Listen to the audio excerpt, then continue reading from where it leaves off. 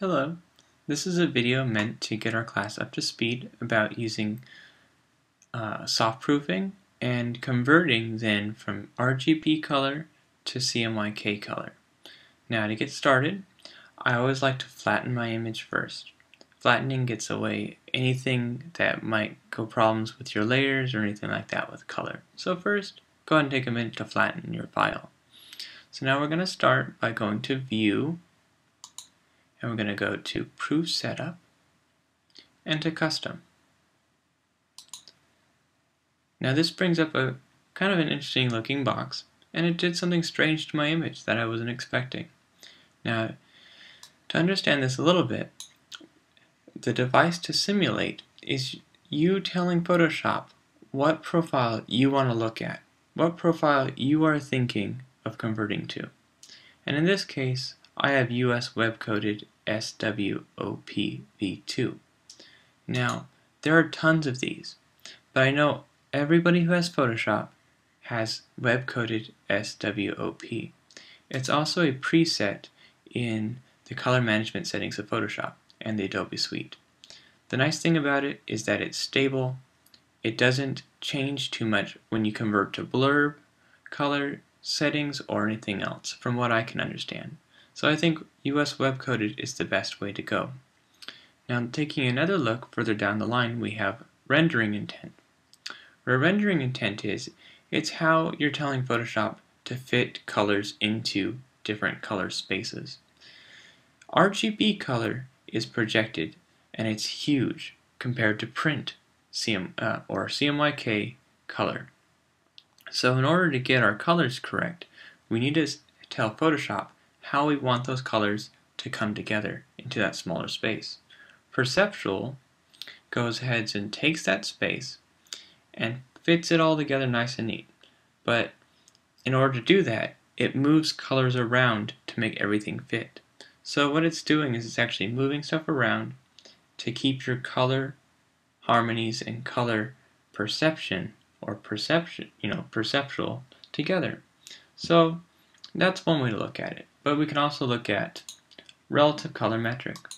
Relative color metric made a different change. What relative color metric does is it simply takes colors that are outside of the printable gamut or color space and moves them to the nearest printable color. Now sometimes this can cause banding, which is why you don't always want to use it. But a lot of the times, relative color metric works great for photographs, photographic imagery, almost anything painted or needing smooth transition with color that you don't really need to worry about shifting around too much. But if it doesn't look right, try perceptual. And if perceptual doesn't work right or doesn't look right, you can change it to relative color metric.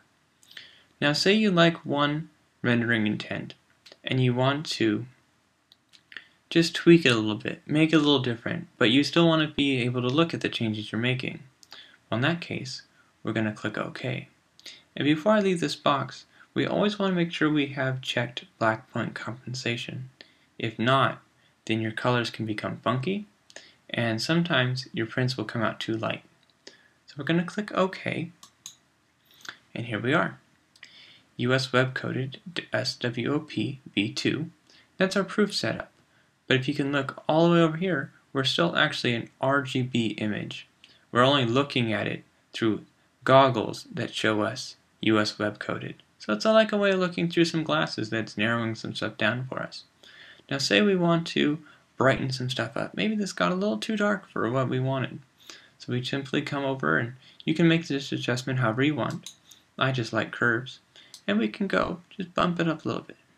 There we go. So good as new, right? It's okay, as long as you're satisfied with your image. So right now I think I'm done. So I'm going to go ahead and convert to profile. And to do that, we simply go to Edit,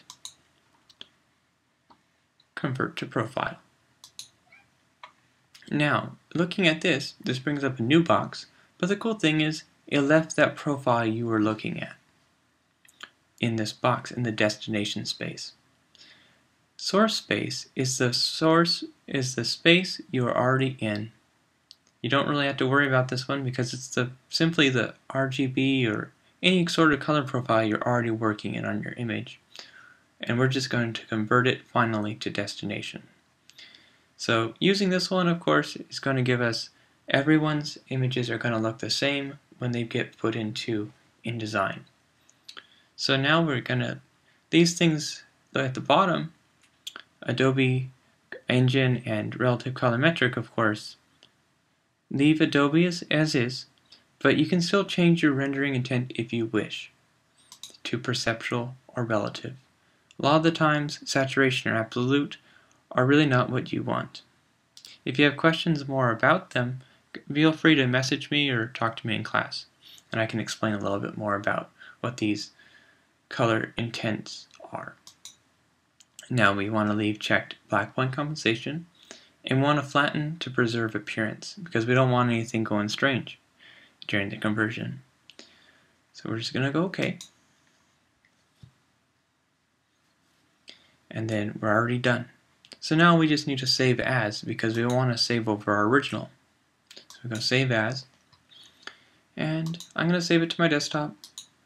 And my file is just too big for any sort of other thing besides a PhotoShop or TIFF file.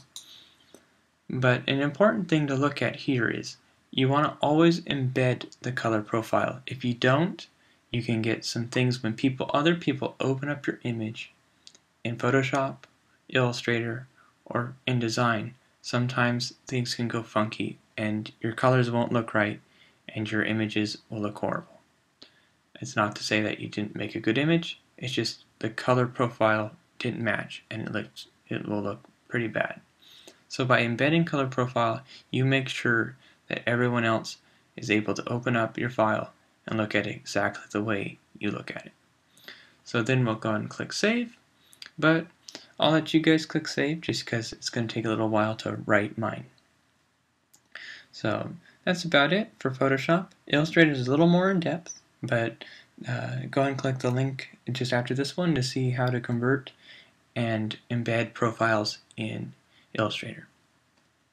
And again, if you have any questions, feel free to ask me at any time. Thank you.